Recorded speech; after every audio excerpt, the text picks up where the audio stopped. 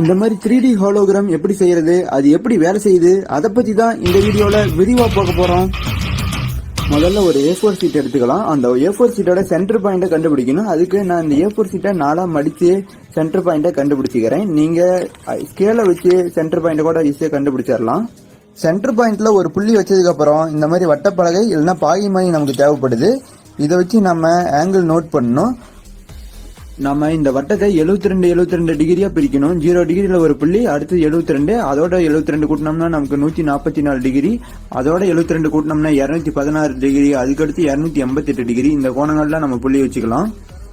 அடுத்தது சென்டர் புள்ளியில இருந்து நம்ம புள்ளி வச்ச பாயிண்ட்டுக்கு ஒரு நேர்கோடு 9 சென்டிமீட்டர் நீளத்துக்கு வரைஞ்சிக்கலாம். ஏன் 9 சென்டிமீட்டர்னா அதுக்கு மேல போட்டோம்னா A4 சீட்டோட சைஸையே தாண்டி போயிடும். அதனாலதான் நம்ம 9 சென்டிமீட்டருக்கு கோடு போட்டுக்கிறோம். அடுத்ததா சென்டர் பாயிண்ட்ல இருந்து 1.5 சென்டிமீட்டருக்கு ஒரு புள்ளி வரையணும். 1.5ன்னு கிடையாது, 1.3 வைக்கலாம், 1.6 வைக்கலாம். ஆனா எந்த சென்டிமீட்டர் வைக்கிறோமோ அதை தான் எல்லா டைரக்ஷன்லயும் நம்ம குறிக்கணும். 1.5 சென்டிமீட்டர் தான் நார்மலான மொபைல் டிஸ்பிளே சைஸுக்கு சரியா இருக்கும். அதே பெரிய டிஸ்பிளே, உதாரணத்துக்கு லேப்டாப் டிஸ்பிளே அந்த மாதிரி இருந்துச்சுன்னா நம்ம பெரிய சைஸ் பேப்பரை வச்சு அதில் நம்ம இந்த ஐங்கோணத்தை வரையணும். எல்லா புள்ளிகளையும் இந்த மாதிரி ஐங்கோணம், அதாவது பென்டகன் வடிவில் இணைக்கணும். அதே மாதிரி நடுவுலையுமே ஒரு சின்ன ஐங்கோணம் வரும், அதையும் நம்ம இணைச்சிடலாம் அந்த புள்ளிகளை. இதில் நம்ம சென்டர் பகுதியவும் ஒரு முக்கோணத்தையும் நம்ம கட் பண்ணி எடுக்கணும். அதனால அதை மார்க் பண்ணிக்கலாம். அடுத்தது இந்த மாதிரி ஒரு டிரான்ஸ்பரண்ட் பிளாஸ்டிக் பேப்பரு, அதாவது OHP சீட்னு சொல்லுவாங்க. இந்த கண்ணாடி அட்டையை நம்ம இது மேலே வச்சு டேப் போட்டு ஃபிக்ஸ் பண்ணிடலாம். அப்போதான் இது கொஞ்சம் ஸ்லிப்பாகவும் இருக்கும், நம்ம தெளிவாக வரைய முடியும். இப்போ அடியில் இருக்கிற ட்ரேஸை பயன்படுத்தி மேலே நம்ம மார்க்கரை பயன்படுத்தி இந்த கண்ணாடி பேப்பர்லையும் இதை வரைஞ்சிக்கலாம். அடுத்தது சென்டரில் இருக்கிறதையும் ஒரே ஒரு முக்கோண பகுதியும் நம்ம கட் பண்ணி எடுக்கணும், அதையும் மார்க் பண்ணிக்கலாம். இப்போ கண்ணாடி பேப்பரை தனியாக எடுத்து வச்சுக்கலாம். இப்போ கத்திரிக்கோலை பயன்படுத்தி கட் பண்ணலாம். அடுத்து நாம மார்க் பண்ணி வச்ச இடத்த கட் பண்ணி தூக்கி எரிஞ்சிடலாம்.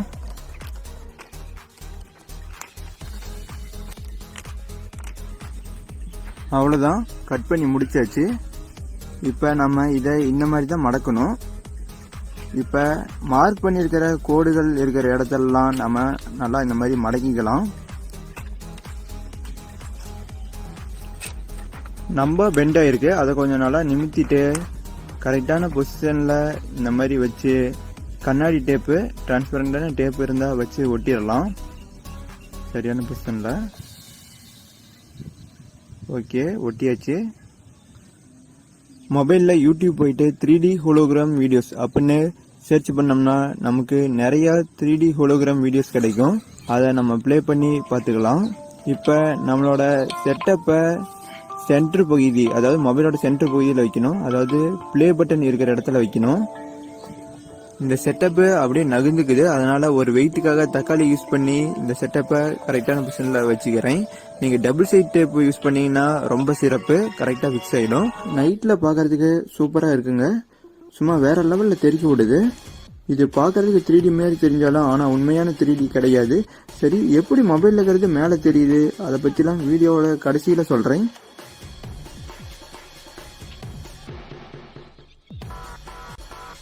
பாருங்க, எந்த பக்கம் திரும்பி பார்த்தாலும் நமக்கு சூப்பராக படம் தெரியுது. ஆனால் பார்க்கறதுக்கு ஒரு இது 3D மாதிரி தான் நமக்கு கண்ணுக்கு தெரியுது. நேரில் லைவாக பார்க்குற மாதிரியே இருக்கு.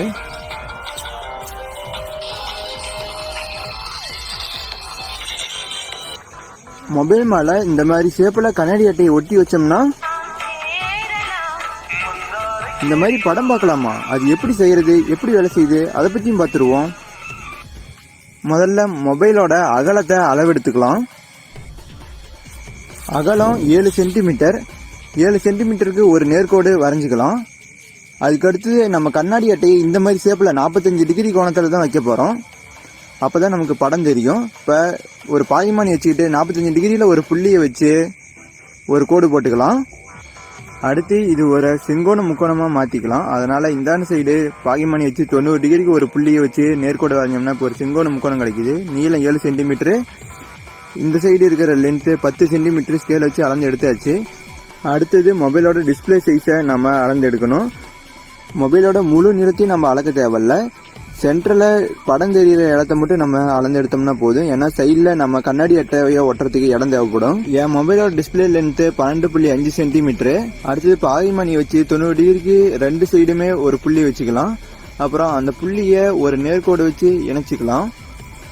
அந்த நேர்கோட்டோட நீளம் 10 சென்டிமீட்ரு. நம்ம ஒரு செங்கோண முக்கோணம் வரைஞ்சி 10 சென்டிமீட்டர் அளந்து எடுத்திருப்போம். அந்த 10 சென்டிமீட்டர் மறுபடியும் 12.5 சென்டிமீட்டர் கோடு வரைஞ்சி செவ்வக வடிவத்தில் உருவாக்கிடலாம். அதே மாதிரி இந்த 4 மூலையிலையும் 45 டிகிரிக்கு ஒரு புள்ளியை வச்சுக்கலாம். ரைட் சைடும் சரி, லெஃப்ட் சைடும் சரி.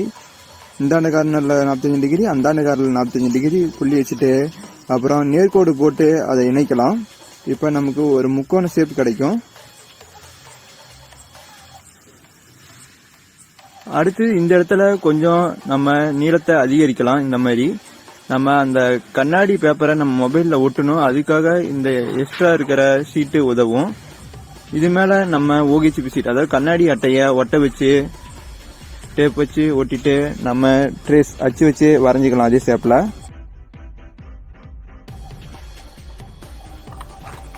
முழுசாக வரைஞ்சதுக்கப்புறம் கரெக்டான ஷேப்பில் கட் பண்ணிக்கலாம்.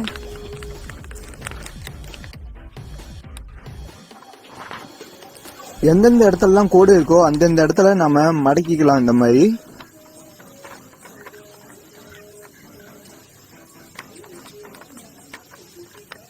அடுத்து என்ன, மொபைலில் ஃபிக்ஸ் பண்ண வேண்டியது தான். டேப்பு, டிரான்ஸ்பரண்டான டேப் வச்சு முதல்ல ஒட்டிக்கலாம். 2 சைடும் டேப் வச்சு மொபைலில் ஃபிக்ஸ் பண்ணியாச்சு. இப்போ என்ன, ஒரு குட்டி கண்ணாடி தியேட்டர் ரெடி ஆயிடுச்சு பாருங்க. இந்த கண்ணாடியிலேருந்து படம் வர மாதிரி பார்க்கறதுக்கே சூப்பராக இருக்கும் எக்ஸ்பீரியன்ஸு.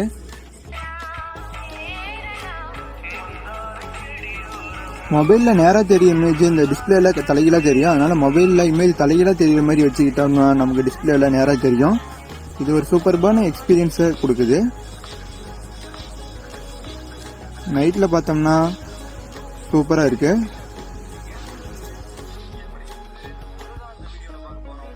இந்த ஹோலோகிராம் எப்படி வேலை செய்யுதுன்னு நினைக்கிறீங்க? ஒன்றும் பெரிய வேலையெல்லாம் கிடையாது, ரிஃப்ளெக்ஷனால தான் வேலை செய்யுது. இப்போ இந்த கண்ணாடி பேப்பரை பார்த்தோம்னாவே தெரியுது, பின்னாடி இருக்கிற இமேஜ்லாம் அப்படியே லைட்டாக ரிஃப்ளெக்ட் ஆகி நமக்கு தெரியுது. நம்ம வீட்டு ஜன்னல், கண்ணாடி இதெல்லாம் எப்படி ரிஃப்ளெக்ஷன் ஆகுதோ அதே மாதிரி தான் இங்கேயும். இப்போ இந்த கண்ணாடி பேப்பரை நம்ம மொபைலுக்கு பக்கத்தில் கொண்டு போகலாம். இப்போ எதுவும் தெரில, அப்படியே சாய்ச்சோம்னா நமக்கு இந்த வெளிச்சம் இது மேலே பட்டு எதிரடிச்சு நமக்கு தெரியுது. மொபைலில் தெரிகிற வெளிச்சம் இந்த கண்ணாடி பேப்பரில் பட்டு அதுலேருந்து எதிரொலிக்கப்பட்டு நம்ம கண்ணுக்கு தெரியுது. 16ஆம் நூற்றாண்டிலேயே கியாம் பட்டிஸ்டா டெல்லா போர்ட்டா அப்படிங்கிறவர் இந்த டெக்னிக்கை பற்றி அவரோட புக்கில் சொல்லியிருக்கிறாரு. 1800களில் மேடை நாடகங்களில் பேய் கேரக்டருக்காக இந்த டெக்னிக்கை யூஸ் பண்ணியிருக்கிறாங்க. ஹென்ரி டிரிக்ஸும் ஜான் ஹென்ரி பெப்பரும் இந்த டெக்னிக்கில் அதிக அளவு பங்காற்றியிருக்கிறாங்க. 2 பேரும் சேர்ந்து 1863ஆம் ஆண்டு பேட்டன் வாங்கியிருக்காங்க. ஸ்டேஜுக்கு அடியில் மியூசிக் வாசிக்கிறதுக்குன்னு கொடுத்துருக்க இடத்துலயே இந்த கோஸ்ட் கேரக்டரையும் லைட்டு இதெல்லாம் செட் பண்ணிக்கலான்னு ஜான் ஹென்ரி பெப்பர் தான் ஐடியா கொடுத்தாரு. அதனால இந்த டெக்னிக்கை பெப்பர் கோஸ்ட் எஃபெக்ட்னு தான் அழைக்கிறாங்க. ஸ்டேஜுக்கு அடியில் தான் உண்மையான கோஸ்ட் கேரக்டரு. அந்த கேரக்டர் மேலே லைட்டு படும்போது தான் கண்ணாடி மேலே வெளிச்சம் பட்டு ரிஃப்ளெக்ட் ஆகி ஆடியன்ஸுக்கு தெரியும். அந்த லைட் எடுத்த உடனே அந்த கோஸ்ட் மேலே தெரியுற கோஸ்ட் மறைஞ்சிரும். கீழே இருக்கிற ஆக்டர் மேலே படுற லைட்டை கொஞ்சம் கொஞ்சமாக அதிகரிச்சோம்னா மேலே கோஸ்ட்டு அப்படியே தானாக உருவாகிற மாதிரி நமக்கு தெரியும் பார்வைக்கு. அது மட்டும் இல்லாமல் நடிகர்களோட சிறப்பான நடிப்பு மூலிமா மேலே இருக்கிற ஆக்டர்ஸை தொடுற மாதிரி கூட நம்மளால் பிம்பத்தை உருவாக்க முடியும். கீழே இருக்கிற ஆக்டர் மேலே படுற வெளிச்சத்தை ஆஃப் பண்ணிட்டோம்னா மேலே தெரிகிற உருவம் சடனாக மறைஞ்சு போயிடும். இந்த பெப்பர் கோஸ்ட் எஃபெக்டை அடிப்படையாக வச்சு டிஸ்னி லேண்டோட ஹாண்டட் மேன்சனில் நிறைய வடிவமைப்புகள் உருவாக்கி இருக்கிறாங்க. ஹாண்டட் மேன்சன் அப்படிங்கிறது ஒரு பேய் பூங்கா. இதில் பெப்பர் கோஸ்ட் எஃபெக்டை நிறைய இடங்களில் பயன்படுத்தி இருப்பாங்க. ஆனால் அந்த கண்ணாடி மட்டும் தெரியாத வகையில் முழு கவனத்தை செலுத்தி இருப்பாங்க. அது மட்டும் இல்லாமல் இறந்து போன செலிபிரிட்டிஸை மறுபடியும் கொண்டு வர விதமாக பல மேடை நிகழ்ச்சிகளை இந்த பெப்பர் கோஸ்ட் எஃபெக்டை வச்சு நடத்துகிறாங்க. இறந்து போன நடிகர்களோட அசைவுகளை அடிப்படையாக வச்சு அனிமேஷன் கிரியேட் பண்ணி இந்த காலத்துலேயும் இந்த டெக்னிக் யூஸ் பண்ணி லைவ் பெர்ஃபார்மன்ஸை கொடுத்துட்டு இருக்காங்க. இது ஒரு பெரிய பிஸ்னஸாகவே வளர்ந்துட்டு வருது. மேலே ப்ரொஜெக்டர்லேருந்து வர படம் கீழே பட்டு ரிஃப்ளெக்ட் ஆகி அந்த கண்ணாடி கிளாஸில் பட்டு நமக்கு தெரியுது. ஆடியன்ஸுக்கு நமக்கு நேரடியாக இருக்கிற மாதிரியே ஒரு உணர்வை கொடுக்குது. ஆனால் அந்த கண்ணாடி மட்டும் ஆடியன்ஸுக்கு தெரியாத மாதிரி அரேஞ்ச் பண்ணி வச்சுருப்பாங்க. இந்த ஒளியோட எதிரொலிப்பு தன்மையை, அதாவது இந்த பெப்பர் கோஸ்ட் எஃபெக்டை அடிப்படையாக வச்சு ஸ்டூடெண்ட்ஸ் ப்ராஜெக்டும் பண்ணியிருக்கிறாங்க. அதாவது எளிமையாக நம்மளே செய்யக்கூடிய ஒரு 3D ப்ரொஜெக்டரு. இதை வச்சு நம்ம எஜுகேஷன் கல்வித்துறையில் மிகவும் பயன்படும். அந்த வீடியோட லிங்க்கு நான் டிஸ்கிரிப்ஷனில் கொடுக்குறேன். கண்ணாடி அட்டகல்னா கூட பரவாயில்ல, இந்த மாதிரி ஒரு வாட்டர் கேன் இருந்தாலே போதும். நம்ம அறுத்து வச்சு ஈஸியாக ஒரு 3D பெப்பர் கோஸ்ட் எஃபெக்டை பார்க்க முடியும். பாருங்கள், பார்க்கறதுக்கு சூப்பரான எக்ஸ்பீரியன்ஸ் தான். ட்ரை பண்ணி பாருங்கள். பக்கத்தில் இருக்கிற வாட்டர் கேன் எடுத்து அறுத்து மொபைல் மேலே வச்சு பாருங்கள்.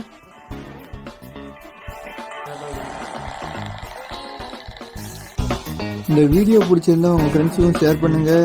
சேனலில் போட்டிருக்க மற்ற வீடியோவும் பாருங்கள். வீடியோவில் ஏதாவது டவுட்னா கமெண்ட் பண்ணுங்கள். நன்றி.